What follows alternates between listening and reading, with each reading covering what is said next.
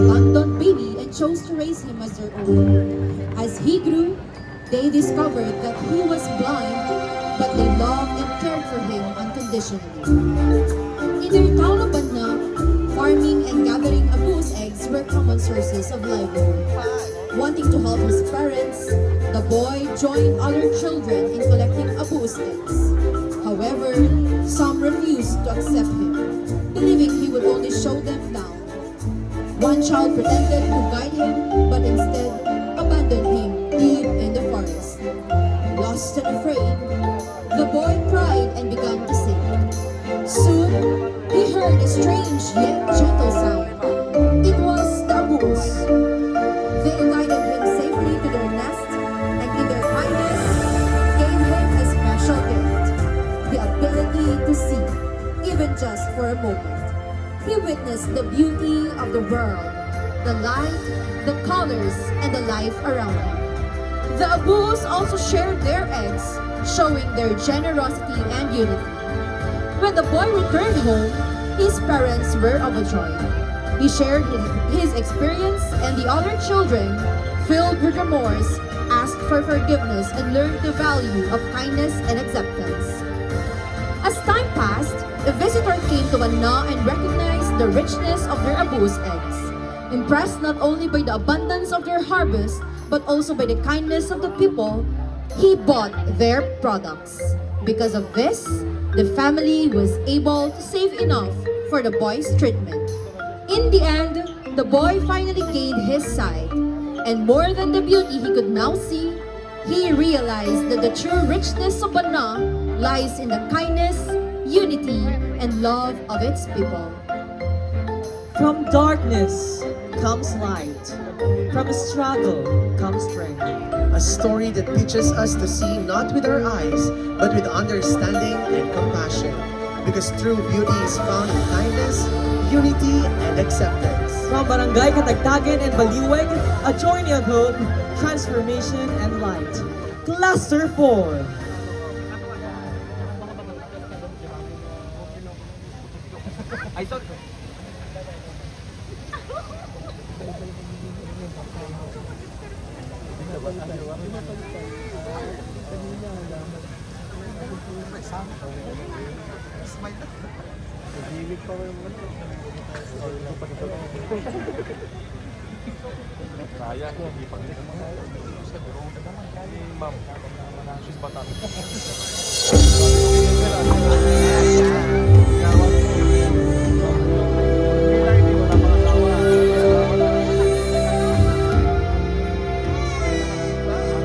Ay ala!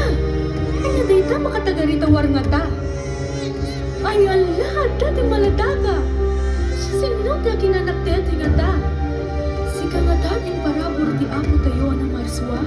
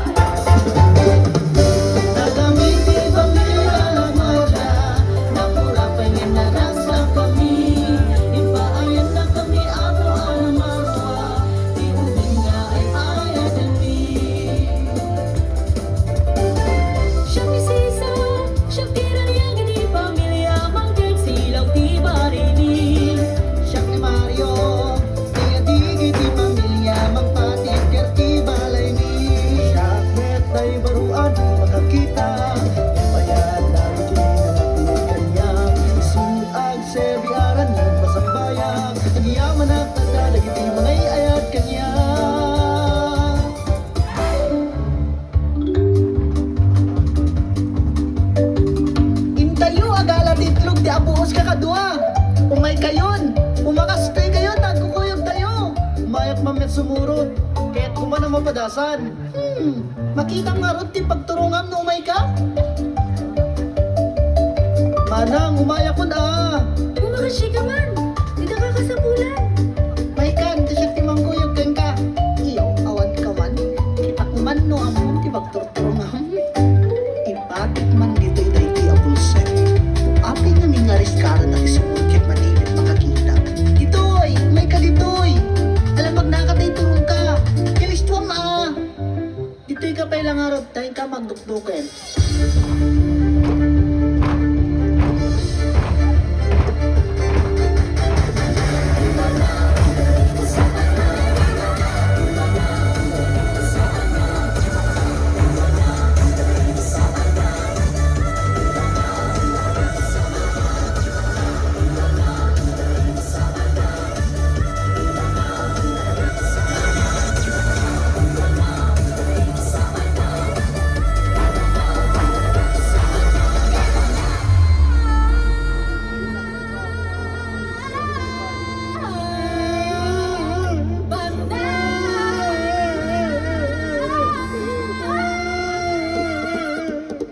Ayan yun, kakadwa! Sa dindan lang iturturungan niyo kanya ako! Inyo, awandak sa amin din! Ayan yun! Ay, kakadwa! Ayan yun!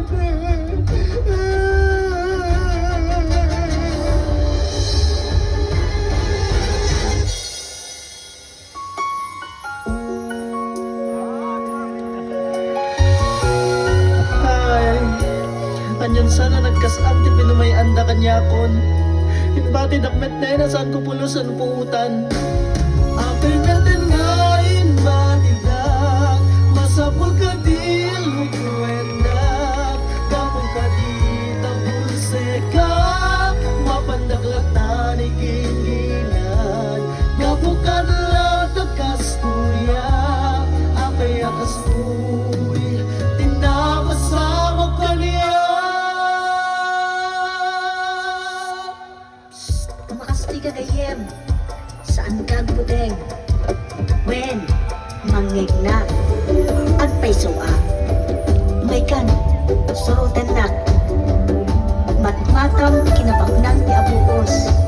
Apaman saan ka ang makakita ti rabaw ti daga. Niyang sagtoy, makitam amin. Makitam kinabintas ti balayming abuos. Wow! Nagpintas! Sabay kumatakas tuyak tirabaw iti daga. Makakita! Nagpintas! Saan ka maawanan ng nama? At dakamla anak sipot ken ka. No anyaman di arapaap mo, matumpal mo to, babaeng pinampayan kinanato na arapaap mo. Agyamanak ni pinangpatibker mo, ti pakinagyan ko kayem. Anak ko! Baro! Nanang, tatang, at daakon. Dagang po anak ko! Diyak may palawag, tinugudog, tipitik, tinakim ko. Pinulungan nak na gayong ko nang inpasyar nak sa jay lugar da. Nagpintas, nagranyag ti gulay da. Kasi gayang diriknat makakita na ang kintang. Isunang ng tet kada iti itlog ti abuo sa bitbit ko. Agyaman ang unay kingkuha na tauri pagbiit lang. Inikanak ti padas ang makamatmat. Pakawanin na kami, Pablo. Amo ka nagbidot kami. Itlog abuos na kita. Gatangit man la aminin, kit magustuak man la unay ti itlog ti abuos. Agyaman kami, Manong! Anak ko!